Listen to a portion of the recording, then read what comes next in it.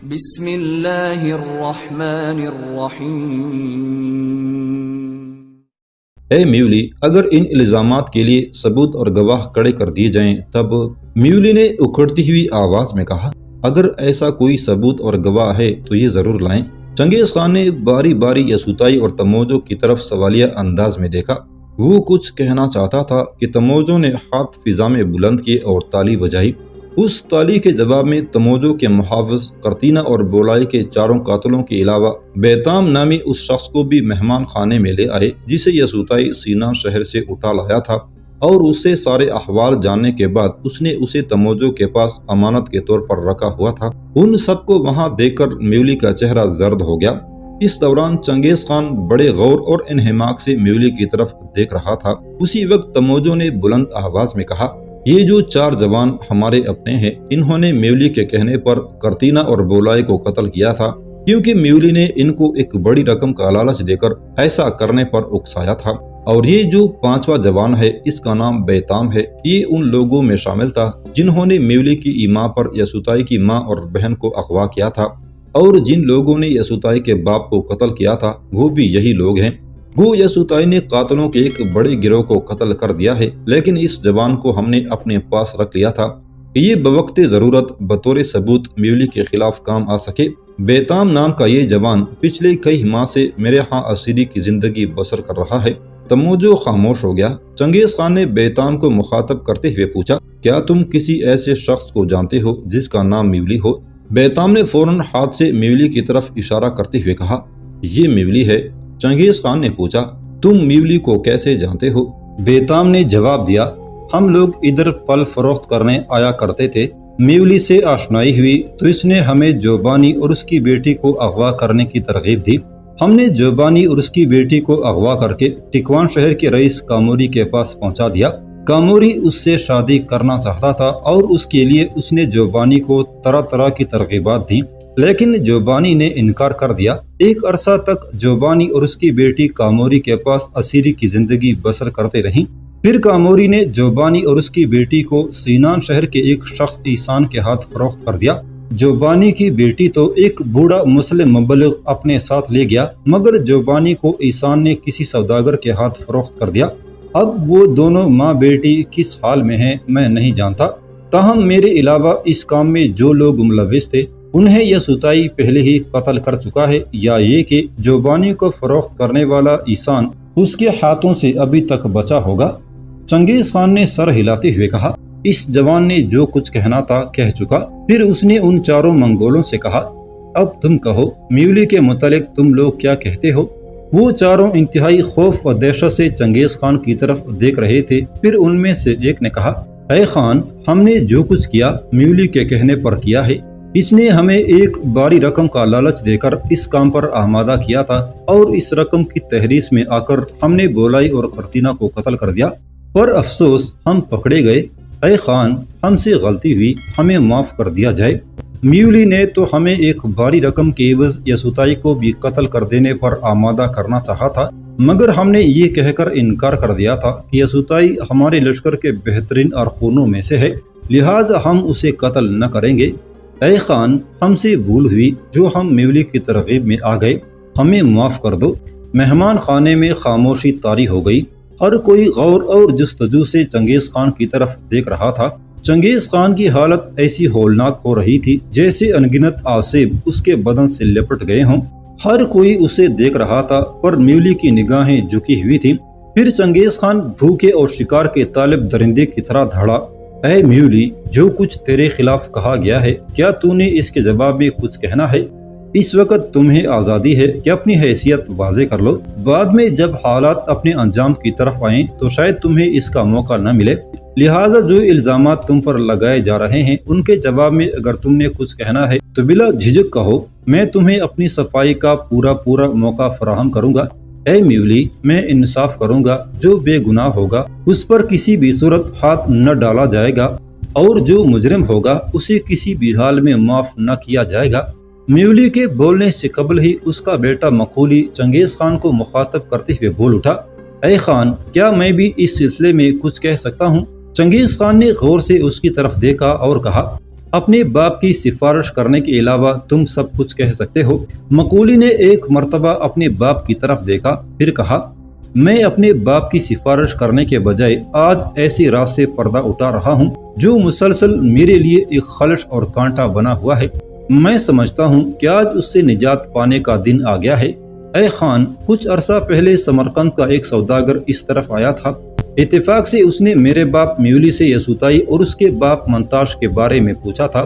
اس سوداگر کا کہنا تھا کہ سمرقند سے مجھے جوبانی نے منتاش اور یسوتائی کا پتہ کرنے اس طرف روانہ کیا ہے۔ اس نے یہ بھی بتایا تھا کہ جوبانی کو کسی نے سمرقند کے ایک تاجر کے ہاتھ فروخت کر دیا تھا۔ آج کل وہ اس تاجر کے پاس ہی ایک ملازمہ کی حیثیت سے رہتی ہے، اور وہ سوداگر جو اس طرف تجارت کی غرض سے آیا تھا، اس کے ہاتھ جوبانی نے اپنے شوہر اور بیٹے کا پتہ کرایا تھا۔ یسوتائی نے اس موقع پر کہا، اے مقولی میرے عزیز، کاش تم نے یہ بات مجھے پہلے بتا دی ہوتی تو میں اب تک اپنی ماں کو تلاش کرنے میں کامیاب ہو چکا ہوتا۔ کاش میری ماں اور بہن کے ساتھ ایسا ظلم نہ ہوتا۔ کاش میرا بے گناہ باپ قتل نہ کر دیا جاتا۔ پھر جذبات سے مغلوب ہو کر وہ چلا اٹھا، اے خان، میں میولی کے خلاف آپ سے انصاف چاہتا ہوں۔ اس بات پر چنگیز خان کی حالت پھاڑ کھانے والے درندے کی سی ہو گئی، مگر وہ اپنے آپ کو ضبط میں رکھتے ہوئے بولا، اے مقولی، پھر تمہارے باپ میولی نے جوبانی کے بھیجے ہوئے اس سوداگر کو کیا جواب دیا؟ مقولی نے بے دڑک جواب دیا، اے خان، میرے باپ نے اس سوداگر سے کہا کہ جوبانی سے کہنا کہ اس کا شوہر منتاش اور اس کا بیٹا یسوتائی دونوں اس کی تلاش میں نکلے تھے، پھر واپس نہیں آئے۔ بعد میں پتہ چلا کہ ان دونوں کو قتل کر دیا گیا ہے۔ اس سوداگر نے بولائی کا بھی پوچھا، لیکن میرے باپ نے کہا کہ بولائی مر چکا ہے، لہٰذا وہ سوداگر ایک طرح سے مایوس ہو کر واپس لوٹ گیا۔ اے خان، میرے باپ کی یہ حرکت میرے دل میں پانسی بنی ہوئی تھی۔ میں اکثر سوچا کرتا تھا کہ جب یسوتائی اور بولائی دونوں ہی زندہ ہیں تو پھر میرا باپ ان دونوں کو مردہ کیوں قرار دے رہا تھا۔ اب بات میری سمجھ میں آئی ہے کہ اصل معاملہ کیا ہے۔ مقولی خاموش ہو گیا۔ تب چنگیز خان میولی کو مخاطب کرتے ہوئے درندے کی طرح دھاڑا، اے میولی، تمہارا جرم ثابت ہو چکا ہے، تم گناہگار اور مجرم ہو۔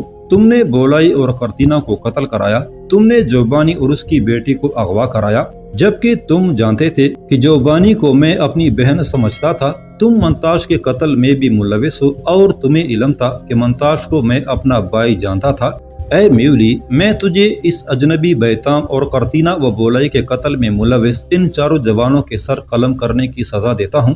تموجو نے کہا، اے میرے بھائی، کیا ایسا ممکن نہیں کہ ان 6 کے سر میں کاٹوں اور یہ سارا معاملہ عام لوگوں کی موجودگی میں ہو، تاکہ دوسرے لوگ عبرت پکڑیں اور آئندہ کوئی ایسی حرکت نہ کرے؟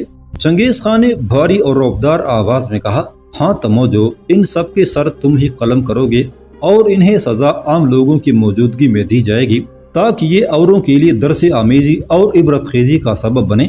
پھر سب لوگ مہمان خانے سے اٹھ گئے۔ شہر میں منادی کرا کے لوگوں کو بڑے میدان میں جمع کیا گیا، اور وہاں سب کی موجودگی میں تموجو نے میولی، بیتام اور چاروں قاتلوں کے سر قلم کر دیے۔ شمالی چین کا بادشاہ، جو اب بوڑھا اور لاغر ہو چکا تھا اور جو حسین کوانتی کا باپ تھا، چند روز بیمار رہ کر مر گیا۔ اس کی جگہ اس کا بڑا بیٹا دائی ونگ کے نام سے چین کے اژدہے کی شکل والے تخت پر جلوہ افروز ہوا۔ دائی ونگ کوانتی کا باپ میں سے سگا اور ماں سے سوتیلا بھائی تھا۔ یہ کافی عمر کا تھا اور اس کے اپنے بیٹے بھی جوان تھے۔ دائی ونگ گو کوانتی اور تیان کو اچھا نہ سمجھتا تھا، تاہم تیان پہلے کی طرح عساکر کا سپہ سالار رہا۔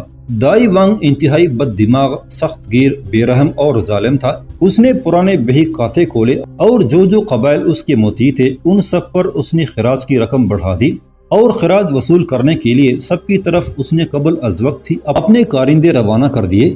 ایسے ہی کچھ ایلچی چنگیز خان کی طرف بھی روانہ کر دیے گئے تاکہ اس سے بڑھائے گئے خراج کی رقم وصول کر کے لائیں۔ جس روز یہ ایلچی کراکرم پہنچے، اس روز چنگیز خان اپنے آرخونوں، بھائیوں، بیٹوں اور انگنت دوسرے لوگوں کے ساتھ شہر سے باہر ایک کھلے میدان میں ریچھ اور بھیڑیوں کی لڑائی سے محظوظ ہو رہا تھا۔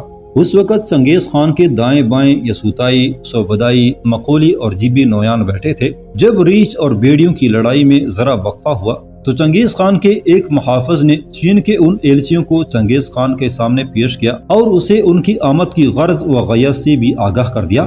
چنگیز خان نے بلند آواز میں انہیں مخاطب کر کے پوچھا، تمہیں کس نے ہماری طرف خراج وصول کرنے کے لیے روانہ کیا ہے؟ ایلچیوں میں سے ایک نے کہا، ہمیں ہمارے نئے بادشاہ دائی وانگ نے خراج وصول کرنے کو بھیجا ہے۔ چنگیز خان نے کھولتے ہوئے لہجے میں پوچھا، یہ دائی وانگ کون ہے؟ ایلچی نے جواب دیا، ہمارا پہلا بادشاہ مر چکا ہے اور یہ نیا بادشاہ مرنے والے بادشاہ کا سب سے بڑا بیٹا ہے جو دائی وانگ کے نام سے تخت پر بیٹھا ہے، اور آپ کے نام اس کی طرف سے ہمارے پاس ایک فرمان بھی ہے۔ جب اس ایلچی نے اپنے بادشاہ کا فرمان چنگیز خان کو پیش کرنا چاہا تو اس نے خود ہی اسے جپٹ لیا اور اپنے قریب بیٹھے ہوئے ایک غوری سے اس کا متن سنا۔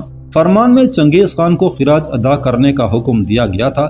اس فرمان میں دائی وانگ نے اپنے نام کے ساتھ فرزند آسمان لکھا ہوا تھا۔ بجائے اس کے کہ چنگیز خان اس فرمان کا احترام کرتا، اس نے انتہائی حقارت سے کنکار کر تھوکا اور کہا، میں سمجھتا تھا یہ فرزند آسمان کوئی غیر معمولی انسان ہوگا، لیکن یہ دائی وانگ جیسا احمق اور بے وقوف شخص تو تخت پر بیٹھنے کے بھی قابل نہیں ہے۔ میں اس کے نام پر جھک کر یا احترام کر کے کیوں اپنے آپ کو ذلیل و رسوا کروں؟ یہ کہہ کر چنگیز خان وہاں سے اٹھ کر چلا گیا۔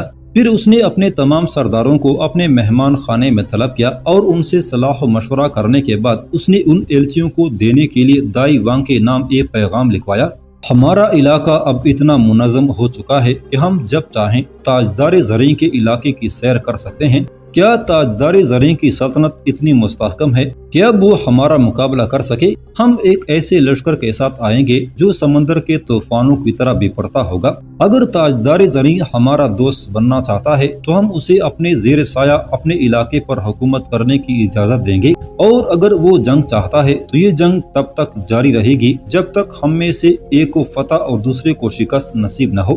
اس سے زیادہ شاید ہی کوئی حقارت آمیز پیغام ہو سکتا تھا۔ چنگیز خان طے کر چکا تھا کہ اب یورش کا وقت آ گیا ہے۔ جب تک بوڑھا بادشاہ زندہ تھا وہ پرانے بندہ و آقا کے رشتے کو نبھاتا رہا، لیکن دائی وانگ کے خلاف اس نے کھلم کھلا اعلان جنگ کر دیا تھا۔ دوسری طرف وہ قاصد جب شمالی چین کے مرکزی شہر قنگ میں دائی وانگ کے دربار میں پیش ہوئے اور چنگیز خان کا پیغام دیا تو دائی وانگ طیش میں آ گیا۔ اس نے اپنے مغربی سرحدوں کے سردار سے پوچھا کہ منگولوں کا کیا ارادہ ہے اور تمہارا ان کے متعلق کیا اندازہ ہے؟ اس سردار نے لکھ بھیجا کہ منگول تیر بہت بنا رہے ہیں اور گھوڑے جمع کر رہے ہیں۔ یہ جواب سن کر دائی وانگ نے سرحدوں کا دوسرا سالار مقرر کیا اور پہلے سردار کو واپس بلا کر قید میں ڈال دیا۔ اس کے ساتھ ہی دائی وانگ نے ایک لشکر منگولوں کی سرکوبی کے لیے روانہ کر دیا۔ چنگیز خان کو بھی ساری خبریں برابر اس کے جاسوس دے رہے تھے، لہٰذا وہ اپنی لشکر کے ساتھ صحرائے گوبی سے نکل کر چین کے علاقوں کی طرف کوچ کر گیا۔ اس کوچ سے چند روز قبل یسوتائی اور مقولی کا استاد لیو چھتسائی بیمار ہو کر فوت ہو گیا۔ قسیمہ بھاگتا ہوا نیاہ کے کمرے میں داخل ہوا۔ قریب آ کر اس نے نیاہ کو بازو سے پکڑ کر اٹھاتے ہوئے کہا، نیاہ جلدی کرو، اٹھ کر مسہری پر لیٹ جاؤ اور بیماروں کی طرح کراہنا شروع کر دو۔ نیاہ نے تعجب سے کہا، خیریت تو ہے، آخر بات کیا ہے؟ قسیمہ نے کہا، دیکھو ہمارے محافظ نے ابھی آ کر مجھے بتایا ہے کہ تمہارا باپ ایسان اپنے ایک دوست کے ہاں آیا ہوا ہے۔ میں نے اسے یہ کہہ کر ایسان کی طرف بھیجا ہے کہ اسے جا کر خبر دو کہ نیاہ سخت بیمار ہے، لہٰذا وہ گھر آ کر نیاہ سے مل لے۔ تمہاری بیماری کا سن کر وہ ضرور یہاں آئے گا اور تب ہم اسے گرفت میں لے لیں گے۔ اس کے بعد کسی مناسب موقع پر اسے لے کر صحرائے گوبی کی طرف روانہ ہو جائیں گے تاکہ وعدے کے مطابق اسے یسوتائی کے سامنے پیش کر سکیں۔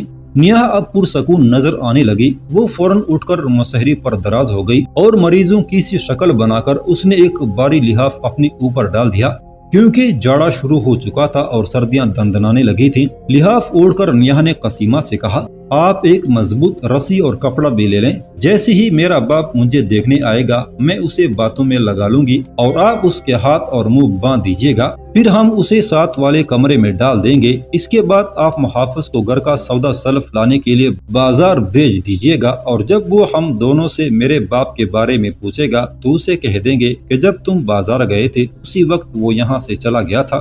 قسیمہ نے خوشی اور اطمینان کا اظہار کرتے ہوئے کہا، ہاں یہ ٹھیک ہے، اس طرح ہم پر کوئی شک بھی نہ کرے گا، اور جب رات ہو جائے گی تو ہم اسے لے کر یہاں سے روانہ ہو جائیں گے۔ پھر دونوں میاں بیوی بے چینی سے ایسان کا انتظار کرنے لگے۔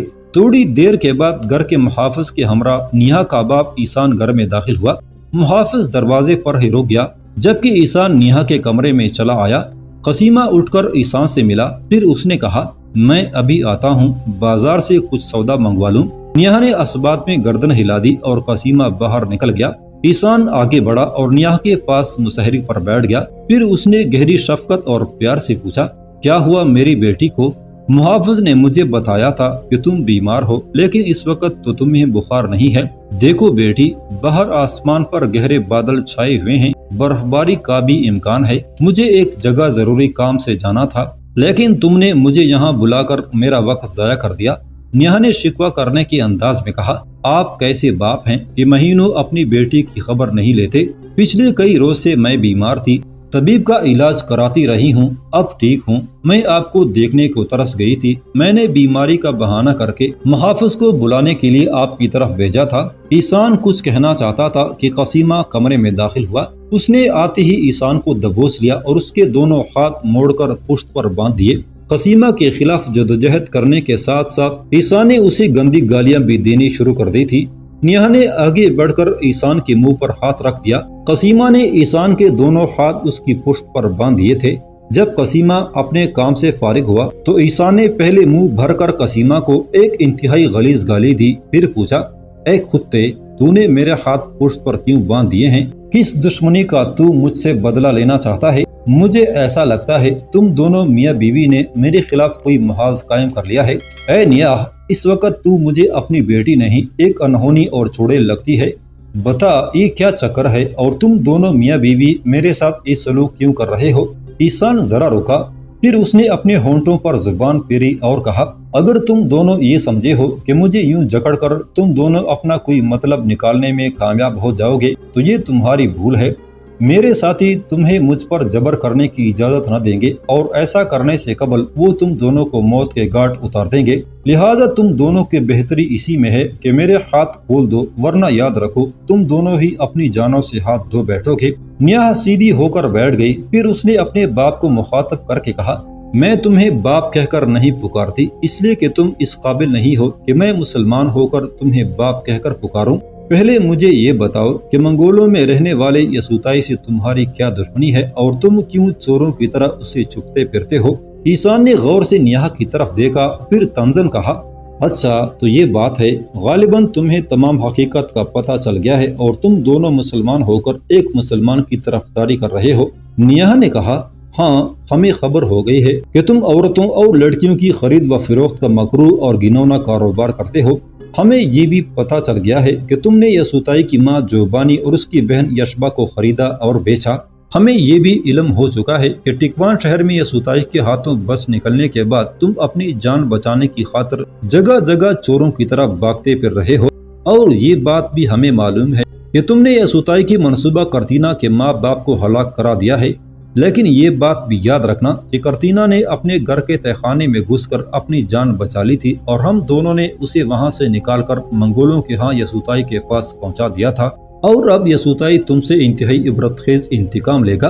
ایسان نے نیہا کے منہ پر تھوک دیا اور ریچھ کی طرح بپرے ہوئے لہجے میں اس نے کہا میں تم جیسی بیٹی پر لعنت بیچتا ہوں جس نے دھوکے سے مجھے یہاں بلا کر اپنے سامنے مجبور اور بے بس کرنا چاہا ہے۔ آج سے تم میری بیٹی نہیں ہو۔